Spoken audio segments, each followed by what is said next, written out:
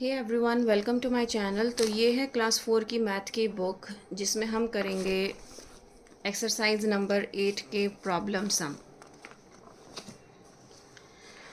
तो पहला क्वेश्चन है, from his sticker collection Narayan gives 1/3 to Vijay and 2/5 to Raman, what fraction of the stickers did Narayan give away to his friends. तो इसकी जो statements होंगी वो कुछ इस तरीके से होंगी। Narayan gives stickers to Bijoy, कितना दिया था बिजॉय को उसने? 1/3, तो 1/3। Narayan gives stickers to Raman, Raman को कितना दिया था उसने? 2/5, तो 2/5 उसने किसको दिया? रमन को दिया। अब हमें क्या निकालना है? Total stickers. टोटल स्टिकर्स हम कैसे निकालेंगे? जब दोनों को ऐड कर देंगे, 1/3 प्लस 2/5। हमारे पास यहाँ पर दोनों डिनोमिनेटर डिफरेंट हैं, तो हमें क्या करना पड़ेगा? यहाँ पर एलसीएम लेना पड़ेगा। हमेशा जब एलसीएम लेते हैं तो छोटे नंबर से स्टार्ट करते हैं। तो यहाँ पर जो सबसे छोटा नंबर है वो 3 है, तो यहीं से स्टार्ट करते हैं 3 के टाइम टेबल से। 3 1 जा 3, 5 एज इट इज़। नाउ 5 के टेबल में 5 आएगा, तो 5 1 जा 5। इनको हम क्या कहते हैं? इनको हम फैक्टर्स कहते हैं। अब हम जब इनको मल्टीप्लाई करेंगे तो ये हमारा एलसीएम आ जाएगा। तो 15 क्या आया? हमारा एलसीएम आया। अब हमें सॉल्व कैसे करना है? हमें ये चेक करना है 3 के टाइम टेबल में 15 कब आता है। तो 3 5 जा 15 होता है। तो जब मैं डिनोमिनेटर की मल्टीप्लाई 5 से कर रही हूँ तो मुझे न्यूमरेटर भी 5 से मल्टीप्लाई करना पड़ेगा। इक्विवेलेंट फ्रैक्शन यही होता है। तो 1 5 जा 5। अब बीच में प्लस का साइन है तो यहाँ मैं प्लस लगाऊंगी। 5 के टेबल में 15 कब आता है? 3 टाइम्स आता है। 5 3 जा 15 होता है। तो यहाँ पे भी मुझे 3 से मल्टीप्लाई करना पड़ेगा। तो 2 3 जा 6। नाउ 5 + 6 क्या हो गया? 11, और डिनोमिनेटर में मेरा 15, और यही मेरा क्या है? आंसर है। ठीक है। नेक्स्ट क्वेश्चन है, at the school picnic there were 2 jugs of juice. The first jug was 3/8 full and the second jug was 1/4 full. तो एक पिकनिक में 2 जूस थे, दो जग के जूसेस थे। सॉरी, 2 जग थे जिसमें जूस था। तो एक जो था वो 3/8 फुल था और जो दूसरा था वो 1/4 फुल था। अब आपको ये बताना है टोटल कितना जूस था।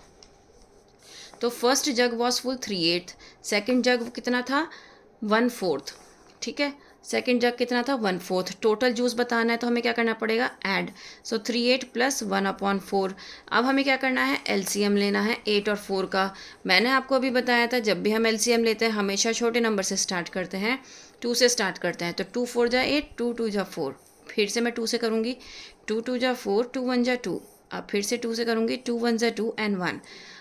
एलसीएम कंप्लीट हो गया। उसकी पहचान ये है कि एंड में 1 1 आ जाएगा, और इनको हम फैक्टर्स कहते हैं। इनको मल्टीप्लाई करके जो हमारा आंसर आएगा वही हमारा क्या होगा? एलसीएम होगा। सो 2 2 जा 4, 4 2 जा 8। तो 8 क्या हो गया? मेरा एलसीएम हो गया। ठीक है। अब मैं क्या चेक करूँगी कि 8 के टेबल में 8 कब आता है। तो 8 1 जा 8 होता है। तो जब मैं यहाँ पर 1 से मल्टीप्लाई कर रही हूँ तो न्यूमरेटर में भी मुझे 1 से मल्टीप्लाई करनी है। तो मेरा आंसर आ जाएगा 3। प्लस 4 के टेबल में 8 कब आता है? तो 4 2 जा 8 होता है। तो यहाँ पे भी मुझे 2 से मल्टीप्लाई करनी है। तो 1 2 जा 2। तो इस तरीके से जब मैं ऐड करूँगी तो मेरा 5/8 आंसर आ जाएगा, और यही मेरा फाइनल आंसर होगा। ठीक है। नेक्स्ट है, Asma jogged 3/10 kilometre and walk 10/15 kilometre. What distance did she cover in total. तो असमा जो है वो जॉग करती है 3/10 और वॉक करती है इतना। अब उस टोटल डिस्टेंस कितना कवर करती है ये बताना है। सो जॉग करती है 3/10 और वॉक करती है 10/15। सो टोटल बताना है। टोटल हम कैसे बताते हैं? ऐड करके 3/10 प्लस 10/15। दोनों डिनोमिनेटर डिफरेंट है, हमें क्या करना है? एलसीएम लेना है 10 और 15 का। 2 से स्टार्ट करेंगे, 2 5 जा 10, 15 एज इट इज़। अब 15 जो है वो 3 के टाइम्स टेबल में आ जाता है। तो 3 5 जा 15 और ये 5 एज इट इज़। नाउ 5 1 जा 5, 1 जा 5। ये मेरे क्या हैं? फैक्टर्स हैं। सो 2 3 जा 6, 6 5 जा 30। 30 क्या हुआ? मेरा एलसीएम हुआ। अब मुझे कैसे करना है? आंसर कैसे निकालना है? अब मुझे ये चेक करना है 10 के टेबल में 30 कब आता है। तो 10 3 जा 30 होता है। तो जब मैं यहाँ पे मल्टीप्लाई कर रही हूँ 3 से, तो यहाँ पे भी मैं मल्टीप्लाई करूँगी। तो 3 3 जा 9 प्लस 15 के टेबल में 30 कब आएगा। तो 15 2 जा 30 होता है। तो यहाँ पे भी मुझे 2 से मल्टीप्लाई करनी पड़ेगी। तो 10 2 जा 20। अब मैं जब इनको ऐड करूँगी 20 + 9 29, और डिनोमिनेटर में मेरा 30। तो ये मेरा क्या हो गया? फाइनल आंसर हो गया। ठीक है। नेक्स्ट क्वेश्चन है, there are 2 fish tanks. 2 fish tanks थे। At Nakul house he looked after the cleaning and feeding of the fish. अब वो उसका ध्यान रखता कि उसको क्लीन करना है, फीड करना है। First fish tank is 3/5 full and the second fish tank is 2/3 full. What is the difference in the amount of water in the two fish tanks. अब आपको डिफरेंस बताना है कि कितना था अमाउंट ऑफ वाटर, कितना डिफरेंस है। इसकी लैंग्वेज हम कैसे लिखेंगे। फर्स्ट फिश टैंक में कितना है, कितना फुल था वो 3/5, तो 3/5 हमने यहाँ लिखा। सेकेंड वाला 2/3, ठीक है। तो अब क्या करना है, डिफरेंस बताना है, ठीक है। दो फिश का क्या डिफरेंस है, तो 2/3 माइनस 3/5। अब यहाँ पर दोनों ही नंबर चेंज हैं, आई मीन दोनों डिनोमिनेटर डिफरेंट है। सो 3 1 जा 3, 5 एज इट इज़। नाउ 5 1 जा 5, 5 3 जा 15, क्या हो गया मेरा LCM हो गया। तो 3 के टेबल में 15 कब आता है, 3 5 जा 15 और 5 2 जा 10 माइनस 5 के टेबल में 15 कब आता है, 3 टाइम्स। सो 5 3 जा 15, तो यहाँ पे मुझे मल्टीप्लाई 3 से करना पड़ेगा, तो 3 3 जा 9। सो 10 माइनस 9 1/15, यही मेरा आंसर है, ठीक है। डिफरेंस कितना है दोनों में, 115।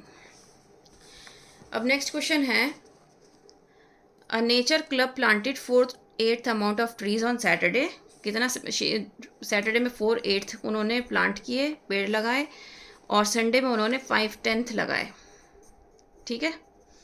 संडे में उन्होंने trees planted on Saturday 4/8, trees planted on Sunday 5/10। फिर which day more trees planted. अब आपको ये बताना है कि किस दिन उन्होंने ज़्यादा ट्रीज़ लगाए। तो जब भी हमें कंपैरिजन करना होता है, कौन सा ज़्यादा है, कौन सा कम है, कौन सा बड़ा है, कौन सा छोटा है, तो उसका इजी मेथड होता है, दोनों फ्रैक्शंस को यहाँ पर लिखो, 4/8, 5/10। इनको क्रॉस प्रोडक्ट कह दो, इसको कहते हैं क्रॉस प्रोडक्ट मेथड। मैं अपनी लैंग्वेज में जब मैं बच्चों को सिखाती हूँ तो मैं बटरफ्लाई मेथड कह के सिखाती हूँ। तो बटरफ्लाई मेथड होता है ऐसे, इसका न्यूमरेटर इसका डिनोमिनेटर, तो 4 10 जा 40, जिसका हम न्यूमरेटर ले रहे हैं आंसर हमें वहीं लिखना होता है मल्टीप्लाई करके। तो 4 10 जा 40। अब मैं 5 और 8 को ले रही हूँ, क्योंकि न्यूमरेटर मैंने इसका लिया, 5 8 जा 40, तो दैट मीन्स दोनों सेम है, कोई भी बड़ा नहीं है, कोई दिन ज़्यादा नहीं हुए, दोनों दिन बराबर हुए हैं। तो हम क्या करेंगे, इक्वल का साइन लगाएंगे, तो दैट मीन्स दोनों दिन equal number of plants plant किए गए, ठीक है। तो इस तरीके से जब भी कंपैरिजन करना हो, ग्रेटर देन लेस देन दिखाना हो, इक्वल दिखाना हो, तो हम क्या करते हैं, इस तरीके से बटरफ्लाई मेथड यूज़ करते हैं। ये बटरफ्लाई मेथड मैं कहती हूँ, लेकिन इसको हम क्रॉस प्रोडक्ट मेथड बोलते हैं। अगर क्वेश्चन आ जाता है कि क्रॉस प्रोडक्ट मेथड से आप हमें ये क्वेश्चन करके दिखाइए, तो सोचना नहीं है ज़्यादा, ना ही ये टफ है, जस्ट आपको ऐसे मल्टीप्लाई करना है, इसका न्यूमरेटर इसका डिनोमिनेटर, और लेके आपको क्या करना है, आंसर लिख देना है, आपको बता देना है कौन सा बड़ा है कौन सा छोटा है। उम्मीद करती हूँ ये सारे क्वेश्चंस आपको समझ में आए होंगे, मैंने स्टेटमेंट के साथ लिखे थे समझाने के लिए। Please like share and subscribe, that's all, thank you.